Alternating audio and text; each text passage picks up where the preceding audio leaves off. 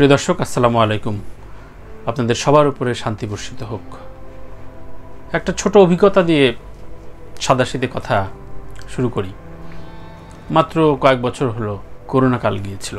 সে সময় আমরা ঘর থেকে বেরোতাম না। ইনফ্যাক্ট অনেকেই ঘর থেকে যতটা না পারি কাজের যাওয়া যায়, অনলাইনে যতটুকু করা যায় সেটুকু করার চেষ্টা। তার ভেতরে মাস্ক কিনতে হতো বা অন্যান্য অনলাইন ফুড কিনতে হতো বা অনলাইন বাজার করতে হতো। তো সেই সময় একবার অনলাইন অর্ডার দেই কিছু মাস্ক এবং হ্যান্ড স্যানিটাইজ। বাসার নিচে আসেন এক ভদ্রলোক, মাস্ক পরা, আমাকে ডেলিভারি দেন, আমি তাকে টাকা দিই। জাস্ট আমি সেই জিনিসপত্রগুলো নিয়ে ফিরবো, এমন সময় মনে হলো যে এই লোকটাকে আমি চিনি। মাস্ক পরা অবস্থায় চোখ দুটো দেখে মনে হলো এই লোকটা আমার অনেক পরিচিত মনে হয়। আমি আবার ঘুরে দাঁড়ালাম, বললাম যে ভাইটির নাম, আমি সঙ্গত কারণে বলছি না নামটি, উনি খুব প্রখ্যাত একজন সঙ্গীত শিল্পী, সঙ্গীত পরিচালক এবং সঙ্গীতাঙ্গনের অনেক গুণী একজন, যার ফ্যান ছিলাম আমি কৈশোরকাল থেকে। আমি তাকে নাম ধরে রাখি ভাই। উনি জাস্ট স্টেপটা সামনের দিকে এগোবে, থমকে গেলেন। তখন বুঝলাম যে হ্যাঁ, মানুষটি ওই মানুষই। তো যেহেতু থমকে গেছেন তখন তার ফিরতেই হলো, পরিচয় দিতে চাননি। ফিরে মাস্ক খুলে সে আমার প্রিয় ভাইটি অঝরে অনেকক্ষণ কাঁদলো আমাকে জড়িয়ে ধরে। করোনা কাল চলছে, কোভিডের প্রথম ভাগ। উনি অনলাইনে মাস্ক, ওষুধপত্র বিক্রি করছেন। তখন ওনার অগণিত গান রয়েছে যেগুলো কালোত্তীর্ণ। বাচ্চু ভাই, জেমস ভাই গিয়েছেন, শাফিন ভাই গিয়েছেন, বাংলাদেশ রকস্টার থেকে শুরু করে আধুনিক শিল্পী অনেকে গিয়েছে। উনি মাস্ক বিক্রি করছিলেন, খুব আনন্দে বিক্রি করেননি কিন্তু। একজন মিউজিশিয়ান, শুধু মিউজিশিয়ান না, একজন সঙ্গীতজ্ঞ। আমি তাকে বাড়তি টাকা দিতে চাইলাম, আমাকে ধমক দিয়ে উঠলেন যে তানভীর, এই কাজ করিস না। আমার সাথে তার কিন্তু দারুণ সম্পর্ক, কিন্তু ওই ঘটনা, ওই রাতের পর তার সাথে সম্পর্কটা স্বাভাবিক হতে অনেক সময় লেগেছে। এরপরে তার সাথে দেখা হয়েছে, দেখা হওয়া মাত্রই তিনি হয়তো সরে গিয়েছেন, কোনো অনুষ্ঠানে গিয়েছি, আমার থেকে হয়তো বেরিয়ে গেছেন, সামনাসামনি হতে চান। আমিও তাকে প্রশ্ন করিনি, আমিও দূরে থেকে তাকে অনুভব করার চেষ্টা করছি যে এই ক্রাইসিসটা তো আমারও হতে পারত। আমি যেমন অনেকগুলো কাজ করি একসাথে, এটা ফেল করলে ওটা দিয়ে হয়তো চলার চেষ্টা করি। কিন্তু আমাদের এই মধ্যবিত্ত শিল্পী জীবন, আর শিল্পী তো অনেক বড় শব্দ, মধ্যবিত্ত এই সবিজ কর্মী জীবন কতটা অসহায়, কতটা নিগৃহীত, কতটা লাঞ্ছিত, কতটা বঞ্চিত, সংজ্ঞাহীন, তা কি আপনি, আমি, আমরা বুঝি? আজ এতদিন পর এই কথাগুলো কেন বলছি জানেন? হয়তো ভাবতে পারেন যে গত 6-7 দিন ইন্টারনেট ছিল না, বাংলাদেশে বড় একটা ক্রাইসিসের ভেতর দিয়ে আমরা অনেক বেদনার্থ একটা সময়ের ভেতর দিয়ে যাচ্ছি। প্রচুর ছাত্রছাত্রী মারা গিয়েছে, বড় বড় স্থাপনা ধ্বংস হয়েছে, সেই স্থাপনা বনাম মৃত্যু, এগুলো নিয়ে নানান তর্ক হচ্ছে, রাজনৈতিক তর্ক। আমি তো রাজনীতির মানুষ না, কিন্তু রাজনৈতিক সচেতনতা কিন্তু প্রত্যেকটা সচেতন নাগরিকের থাকতে হয়। এই থাকাটা কি দোষের? নিশ্চয় দোষের না। আর্টিস্টের মতাদর্শ এবং রাজনৈতিক মতাদর্শ, এই দুটো নিয়ে আমি আসলে গত কয়েকদিন ধরে পড়াশোনা করার চেষ্টা করছিলাম। খুব যে বুঝে উঠতে পারছি তা না, বা এটা আমার সাবজেক্টও না। আমি এই বিষয় নিয়ে কোনো রকম পাবলিক ডোমেনে কথাও বলতে চাই না। আমি ক্ষুদ্র সবিজকর্মী, আমার অনুভবগুলো, সাদাসিধে আলাপগুলো শুধু বলতে চাই। আমি গত 28 বছর আমার বিনোদন সাংবাদিকতার জার্নি, এর ভেতরে 18-19 বছরে পড়বে, 19 বছর ধরে আমি বিভিন্ন চ্যানেলে, FM স্টেশনে, ডিজিটাল প্ল্যাটফর্মে আমি উপস্থাপনার কাজটি করছি, কন্টেন্ট ক্রিয়েটরের কাজ করছি। এই সমাজে আমার ভালো লাগার কাজগুলো দিয়ে বেঁচে থাকার চেষ্টা করছি। যেহেতু এই সময়ে আমাদের কাজ, আমাদের টিমের কাজ একেবারে স্টপ হয়ে থাকলো, খুব স্বাভাবিকভাবেই এর ভেতরে অনেকেই টেক্সট করেছেন, আপনি কেন এই বিষয়ে খুব প্রকটভাবে কথা বলছেন না, আমার মতাদর্শ কি, ইত্যাদি নানান কিছু জানতে চাইছেন। আমার ছোট প্রশ্ন যে এই যে শিল্পী সমাজ আর শিল্পীদের দায়িত্ব বা সবিজকর্মীদের দায়িত্বটা আসলে কি? কেউ কি জানেন? প্লিজ, বড় বড় শিল্পী, পরিচালক, কলাকুশলী কেউ আমার অনুষ্ঠানটি দেখেন বা আমার কথাগুলো নিয়ে পরামর্শ দেন, তাদের কাছে আমার প্রশ্ন যে দায়িত্বটা কি আসলে? আর দায়িত্বের চাইতেও বড় প্রশ্ন হচ্ছে শিল্পীরা পরস্পরের প্রতি কতটা সহনশীল।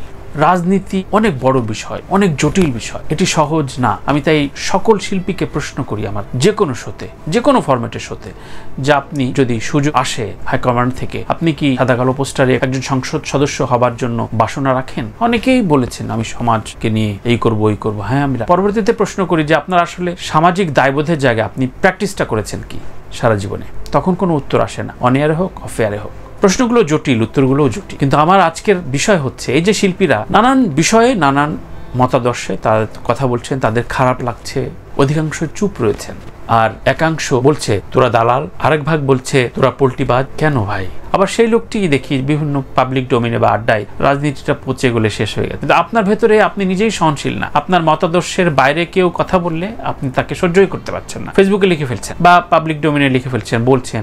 আমার সাদাসিধে কথা আজকে একটু বিস্তারিত হবে, হয়তো কয়েক ভাগে আমি কথাগুলো বলবো।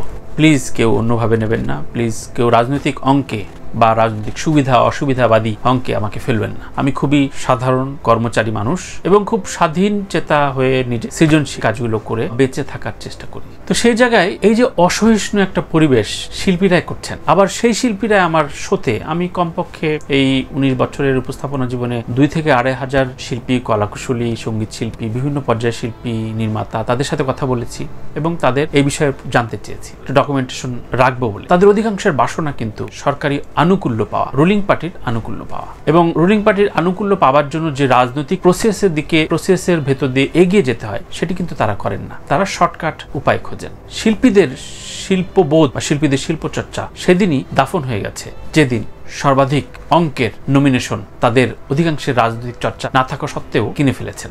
অর্থাৎ তাদের বাসনা তারা এমপি হবে। এমপি হওয়াটা বিশাল দায়িত্ব। সেই প্রশ্ন নিয়ে আমি অনেক জায়গায় কথা বলেছি বা লিখেছি। আমি এবার সেখান থেকে একটা অন্য প্রসঙ্গে আসি। যে দেখেন, আজকে কথা হচ্ছে স্টুডেন্ট মারা গিয়েছে, অনেক কিছু নেওয়া যায় না মানবিকভাবে। তেমনি আমাদের এই দেশ একটা বড় ক্রাইসিসের ভেতরে দিয়ে যাচ্ছে। এই ক্রাইসিসের ভেতরে অর্থনৈতিক নানান সমীকরণ হচ্ছে, কোন খাতে কি ক্ষতি হচ্ছে। কেউ কি বলেছেন সাংস্কৃতিক খাতে, এন্টারটেইনমেন্ট ইন্ডাস্ট্রিতে আদৌ কোনো ক্ষতি হচ্ছে কিনা? এত শিল্পী আপনারা রাজনৈতিক মতাদর্শ এত গলা চড়ান, কেউ ভাবছেন না। তাহলে এই নেতাগিরি করে লাভটা কি? কেন, কোন উদ্দেশ্যে? আপনার আয়নাকে জবাব দিয়েন। বলতে পারেন ইন্ডাস্ট্রি তো দাঁড়ায়নি। কেন দাঁড়ায়? কোন একটা ক্রাইসিসে সবার আগে মরে কারা? নিম্নবিত্ত? না, নিম্নবিত্তরা মরে না, শিল্পীরা মরে।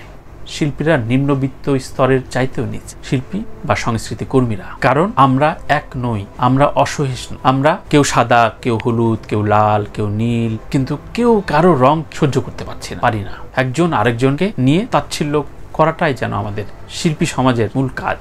গুগলে আপনি অনেক রকম কোট আনকোট ব্যাখ্যা পাবেন শিল্পীদের আসলে পলিটিক্যাল জায়গায় কোন জায়গায় বা হিস্টোরিক্যাল জায়গায় কোন অবস্থানটা থাকা উচিত। তো শিল্পীরা মূলত সমকালীন ইতিহাসের সাক্ষী হয়ে থাকেন। আজকে যে সময়টার ভেতর দিয়ে আপনারা যাচ্ছি, সেই সময়টাতে আপনি কোন অবস্থানে ছিলেন, আপনার বিবেকের জায়গায় কোন অবস্থানে আপনাকে রাখলেন, সেই জায়গাটি ইতিহাসের সাক্ষী হিসাবে শিল্পীরা থেকে যান। আমি জানি আমার এই সাদাসিধে কথার ভেতরেও আপনারা কেউ একটা দলভুক্ত করে রাখার চেষ্টায় থাকবেন। ও কি সাদা দল, ও কি নীল দল, ও কি হলুদ দল, ও কি লাল দল। এই যে একটা চরবৃত্তি আমাদের ভেতরে, যে দেখি তো ও তো আমার না, ও তো আমার দলের না, কিন্তু আমরা কেউই আমাদের হইলাম, এটাই সবচেয়ে বড় বিষয়। শিল্পী, কবি, সাহিত্যিক, কলাকুশলীরা থাকেন যে কোনো সংকটকালীন মুহূর্তে একটা দিক নির্দেশনা দেবার জন্য। যে দিক নির্দেশনা সব রাজনৈতিক দল, সামাজিক দল, অ্যাক্টিভিস্ট, উদ্যোক্তা শুনে পরামর্শ হিসাবে নিতে পারে। এখন সেই বিষয়ের বালিঘড়ি উল্টে গেছে। এখন রাজনৈতিক দল, সামাজিক দল, অ্যাক্টিভিস্ট, পরামর্শ, প্রোপাগান্ডা যারা করেন, এইসব বিভিন্ন এজেন্ডার বিভিন্ন পর্যায়ের শিল্পী আমাদের সমাজে রয়েছেন, থাকতেই পারেন। কিন্তু তাদের যে মতবাদ, তাদের যে মতাদর্শ প্রকাশ করছেন, সেগুলোতে একজন আরেকজনকে অবজ্ঞা, একজন আরেকজনকে অস্বীকার করার একটা প্রতিযোগিতা তৈরি হচ্ছে। হিংস্রতা তো হে শিল্পী আপনাদের ভেতরে নিজেরাই তৈরি করছেন। প্রিয় দর্শক, প্রশ্ন রেখে গেলাম। আমি সাদাসিধে কথায় আগামী কয়েকটা দিন রাজনীতি বিবর্জিত, অরাজনৈতিক ভাবে একজন সাংস্কৃতিক কর্মী হিসাবে এই এন্টারটেইনমেন্ট ইন্ডাস্ট্রির তথাকথিত শিল্পী, কলাকুশলীদের আচরণ, তাদের মোটিভ, তাদের ব্যবহারগুলো নিয়ে আমার ব্যাখ্যাগুলো দেবার চেষ্টা করব। আপনারা আমার মতের বিপক্ষে থাকতেই পারেন, কিন্তু প্লিজ আমাকে আঘাত করবেন না।